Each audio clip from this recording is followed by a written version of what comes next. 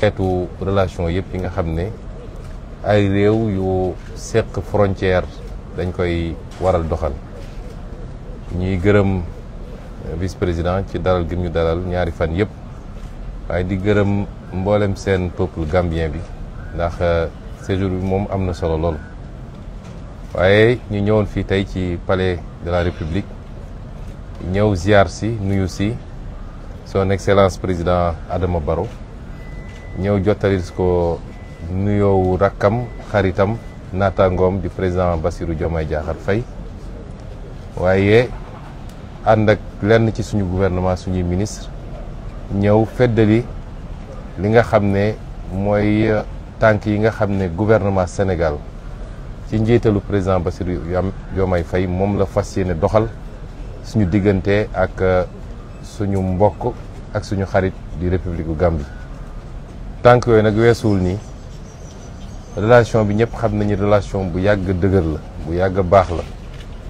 ndax doxoon na ba egg ci confédération kon loolu relation bu dëgër la loolu ñu fi fekk nag ñi ñu jiitu doxal ko fas yéene nañu bu doon juróom la ñu yóbbu ko fukk wala ñu yóbbu ko ñaar fukk loolu mooy suñu yéene ci relation bi moo tax bi ñu toogeeg léegi gaw ma ni toog nañu weer te diggante ñaari réew mi amul ay actes yu ñu posé moo xam ay kuréel yu daje moo xam ay kilifa yu daje pour rek gën a waxtaan ak di signer ay accords yoo xam ne ci bépp fànn day gën a yombal diggante bi da koy gën a dooleel te loolu mooy yéene président Bassirou Diomaye Faye loolu mooy ndigal gi mu jox gouvernement bi ma jiite waaye loolu la ñu président Adama Barrow feddalil fi mu toll ni moom it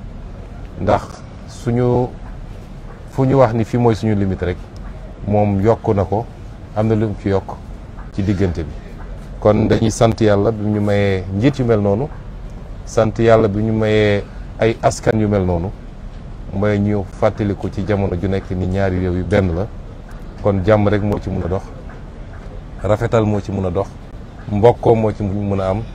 waaye demlante moo ci mun a am ci bépp fànn donc nous étions là dans le cadre de la réunion du conseil consultatif du secrétariat exécutif qui réunit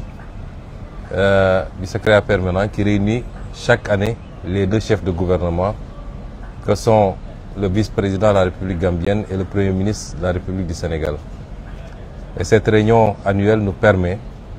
de plancher sur les différentes problématiques qui traversent les relations entre la Gambie et le Sénégal à tout point de vue, les questions transfrontalières, les questions liées à la sécurité, au transport, au commerce, à l'économie de manière générale, à la gestion des ressources humaines, des ressources naturelles. Et c'est toutes ces problématiques-là, les travaux ont eu lieu et continuent à se faire. Et je crois que nous aurons les conclusions dans quelques minutes. Mais ces travaux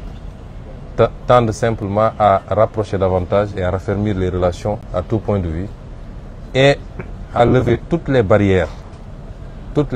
qui peuvent se dresser, soit du fait des textes ou du fait des pratiques,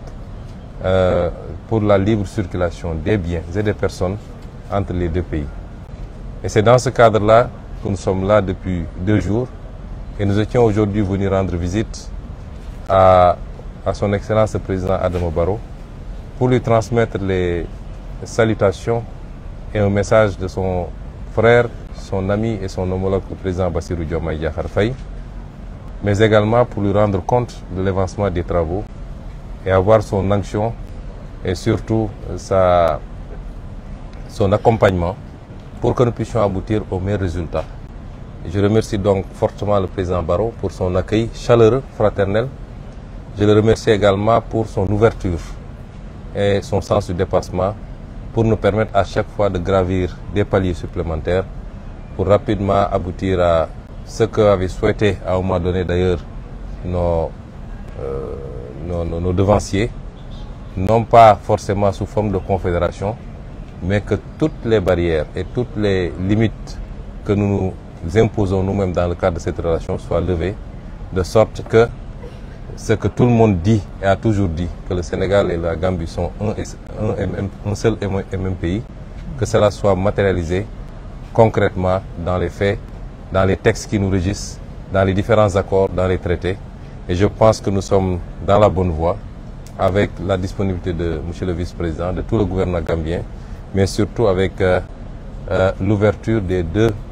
chefs d'exécutif, les deux présidents de la République. Je vous remercie. kon gannaaw bu ñu sant yàlla julli si yonent bi ak di sant suñu ay waajur ñu ngi kontaan si liñ dalal son excellence le premier ministre Ousmane Sonko si ñëwam bi mu ñëw Gambia pour fàttali leen ne am na ay weer si gannaaw demoon naa Sénégal pour waxtaan ak moom ñaari yëf lañ doon waxtaan foofu. benn mooy affaire yi Sénégal ak Gambia secrétariat consultative commission bi gëj nañoo am meeting depuis 2011 ñu waxtaan ak moom d'accord ne daal war nañ ko dekkali loolu mooy premier objectif bi tax mu ñëw Banjul. ñaareel bi economic forum bi nga xam ne pour ñaari réew yi naka la ñoo defee business bi dox si diggante bi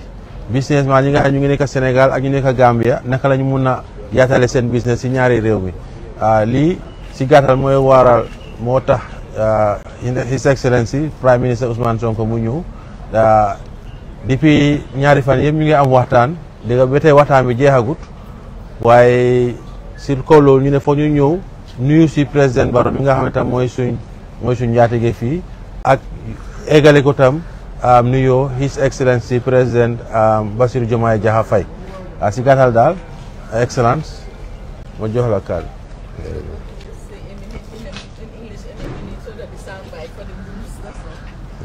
Thank you very much. Like I said, it's an honor and a privilege to welcome His Excellency the Prime Minister of Senegal to the Gambia for a 2-day working visit. This is after my visit to Dakar, where we had discussed the issues of the Senegal-Gambia Secretariat, which was established in 2011. And part of the governance structure requires a consultative commission. Now, this consultative commission, the last meeting they had was in 2011. So we felt it's important to revive that commission because the relationship between these two countries is very, very strong, and we need to continue that. The second objective was for His Excellency Prime Minister to attend the Economic Forum, which was established with the support of the Gambian Embassy High Commissioner in Dakar, which enables the business community of both countries to work together and also expand their activities in the other countries. Thank you very much. xeetu relation yëpp yi nga xam ne ay réew yu seq frontière dañ koy waral doxal ñuy gërëm vice-président ci dalal gi ñu dalal ñaari fan yëpp waaye di gërëm mboolem seen peuple gambien bi ndax séjour bi moom am na solo lool waaye ñu ñëwoon fii tey ci palais de la République